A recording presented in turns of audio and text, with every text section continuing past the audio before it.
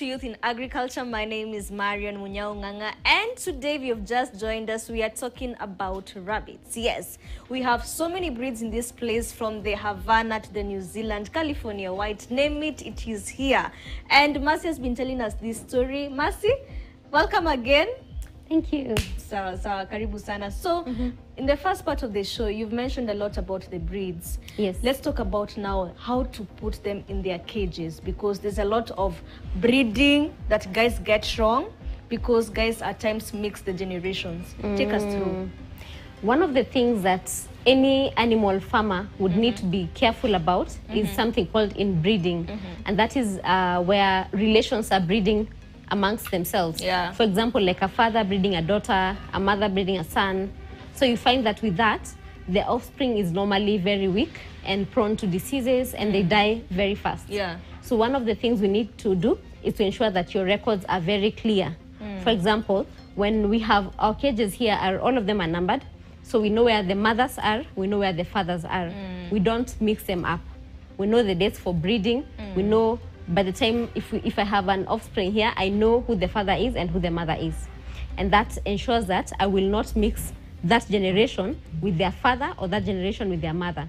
Because that is one of the reasons why we start having low quality breeds in the market and also in our farms. And if we keep them in our farms, it ensures that, we'll always have issues like mortality issues, sicknesses, and diseases.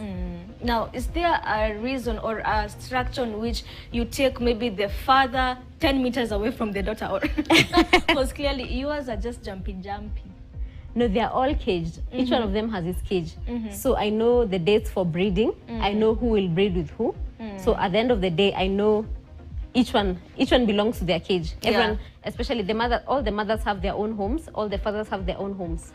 So yes. So after breeding, I know who bred who, and I'm also able to take care of if I have any challenges, especially getting to know who has a problem. Is it the mother or the father? If maybe I bred and they did not give birth, it could be a problem with the father or the mother also. Yes. So what I'm getting from is that all fathers stay in one cage, definitely. In their own cage. In their own each cage, like one each separate. father has its cage, each mother has her cage. Those are so many cages. Yes, that's why you have this. So many. And do they stay ground floor?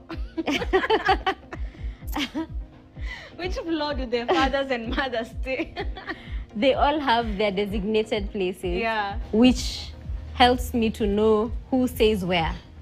Then I have a place where by the time I'm weaning the kids from their mother, they have a place where they're going to.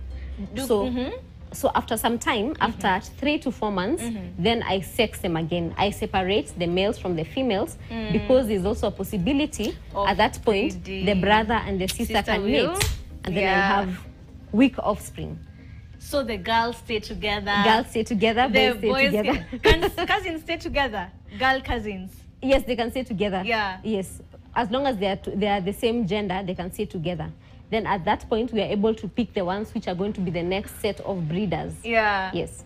Then the others, we preserve them for meat. The mating period, Oh, okay. It occurs after how many months? So a mother, the gestation period is 28 days. So if I mate one today, after exactly 28, 31 days, she's going to give birth. Definitely. After she gives birth, she stays with her kids for 2 months. 1.5 to 2 months, she's ready to be served again. Ooh. Yes. So in a period of 1 year, in a period of 1 year, she can give birth to 4 times. Now let's talk about the giving birth. How, as a farmer, how should you handle that? Is it that you need cotton wool around them? What kind of caring measures do you give them? The gestation period is 28 to 31 days. So at around 20 days, I introduce a nesting cage. A nesting cage helps the mother get used to that small environment, but she can give birth to her kids there, and then she's able to take care of them from there. That helps her to keep the kids away from other predators, and also they're kept together and they stay warm there. So at around 26 days, she'll start removing fur from her body to create a nice nest for the kids. Yes. Really? Yeah. So they go like furless? Yeah, they remove some fur from their bodies. Oh, not so all. that you are actually, it's the first sign that you know that she's about to be in labor. Yeah. So when she starts removing the fur, you know that it's about time. As you can see, that one, she just that one that was there that removed the fur, and now she gave birth just this morning. Oh. Wow, congratulations. Okay. As a farmer, again, how do you ensure that the bunnies are in good health, they're okay, no one has been eaten? And why do they get eaten? What happens is, if a mother gives birth and the mother is not taken care of, Yeah. her first source of food or water will be from her own kids. So many of them will give birth and they'll be okay. But if she doesn't, she looks around and there's no food, there's no water, or she feels threatened for whatever reason. For example, if a cat passes by, Yeah. or if a dog barks and she feels threatened, the first thing she's going to do is to eat her kids. Yeah, they eat their kids to protect them from the... That's so mean. Yeah, I know. Wow. Okay. Okay. And then? So one of the things that we have to do is to ensure that we do not interfere with the natural process. We just ensure that she has food and she has water all the time. And then, of course, we'll check once in a while to check if the kids are okay, they are all feeding. And how we know that they are all feeding is that their stomachs will be full. Yeah. You'll find a bloated place in their abdomen. Kitambi, aka Kitambi. yes. Yeah. Ah, okay, fine. And as a farmer, how should you handle them? Well, of course, you want to touch them to check if they're alive or sleeping. What we do is we use gloves. We use gloves, and we have to touch the mother to get that smell from the mother so that we can touch the kids. Because if the mother smells the kids and feels that this is a strange smell, she's going to reject them. And how she rejects them is by refusing to feed them or to eat them, to attack them like they are predators. So that's how we ensure that we do not introduce strange smells to their house. Meaning even a farmer should not be maybe a fan of perfumes. Well, no, I'm just assuming. You smelled and didn't have any perfume, yeah? Yes. No, Because it's actually very true. Yeah. When you come in and you introduce a strange smell, they get very anxious. Okay. So how we ensure that we don't bring strange smells is like, if you want to, sometimes we even use the onion smell. We touch the mother, then we touch the kids with that. Because the skin normally doesn't have fur the first week or so. They don't have fur. So the smell really touches them. So that's how we ensure that they do not feel a strange smell. Wow, now let's touch a little bit on the feeds. What do you feed them with? They're normally fed on vegetables, the dry vegetables and water. And we also, because we do commercial rabbit farming, we normally also give them pellets. Yeah. No, the grass that I've seen you give them is dry. Dry here. Doesn't choke them or? No. It actually helps them to digest the food. Yeah. How about the cabbage and the carrots that other farmers give rabbits? Is that okay? That is okay, but it also depends on what is the purpose and how many there are. Are we able to sustain carrots in a stock of around 400? No. Every day? No. No. So what we do, we are not able to sustain that. So what we normally do is we give them dry hay. We give them hay and pellets.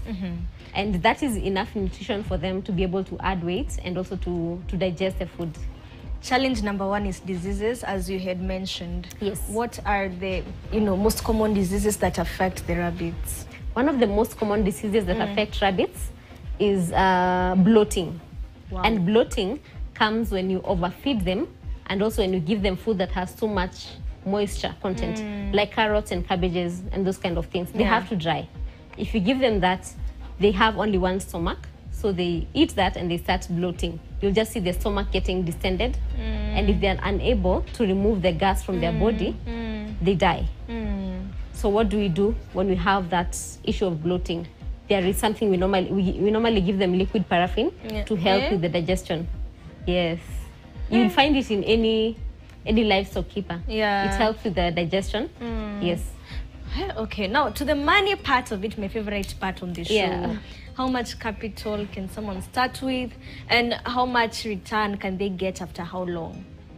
That's a very good question. And because at the end of the day, we are looking for money. So we start with wherever you are at, and that means with the housing. The Yeah. housing, I think, is the most expensive part of it, and also getting good breeds. As long as you have good breeds, you are assured of good returns. So that would be a relative term to talk about, but we can talk from, let's say, from 20,000. Yeah. You'd be able to have a good house and some good breeders. So after 4 to 5 months, you will have kids, right? Yeah. After getting good kids, then they start growing and multiplying. And then every other time, we have to exchange our bucks with other farmers or buy new bucks into the farm. Bucks are the male rabbits. And that is because as they grow, they keep multiplying. And we have to exchange the bucks so that we have a new breed in the farm. So where do we get the market from? We sell the rabbit meats. There is a very high demand for rabbit meats. You have to be consistent. You have to be, to sell the high quality meats, because again, if you have the low breeds, it means that by the time they add weight, it will have taken a long time. Yeah. How about the urine? You've missed the urine. So the urine has a very high demand, and we use the urine for the farm, and it works as a foliar, like food for the farm, and also as a fertilizer, and also as a pesticide. As a pesticide, we normally mix it with water and spray on the plants, and this helps to ward off pests such as armyworms, aphids, and such other pests in the farm. Amazing. Now, how much do you sell that rabbit urine for per liter? Per liter, we sell rabbit urine at 100 shillings. We sell rabbit meat at 800 shillings. And per kg or per rabbit? Per kg. Or per 800 kg. per kg. So what happens is that when you have a rabbit, when you have a rabbit that is 2 kilograms, when you dress it, that is when you slaughter and remove the skin and the head and the hooves and the innards, it comes to 1 kilogram. So 1 kilogram goes for 800 shillings. Yes. Okay, amazing. Now, what about the fur? The fur is, we also sell it for people use it for mats, for small items like purses, shoes, and such other things. Where can people get you? You can get me in Utawala. We are available on Shamba Connect, on Facebook Shamba Connect, on Instagram Shamba_Connect. Yes. Now look at this camera and give one young farmer, potential rabbit farmer, an advice. Senye hata sahau. I would like to tell all young people aspiring to keep rabbits that it's a good venture to get into, because beyond getting the meat that you can be able to sell, you are able to get urine that has a lot of demand. You have also manure that has a lot of demand. So you're able to utilize almost everything out of the rabbits. We also sell the skin, and so there's almost 100% return on everything that you put in. Yeah. Thank you so much. Well said, well put.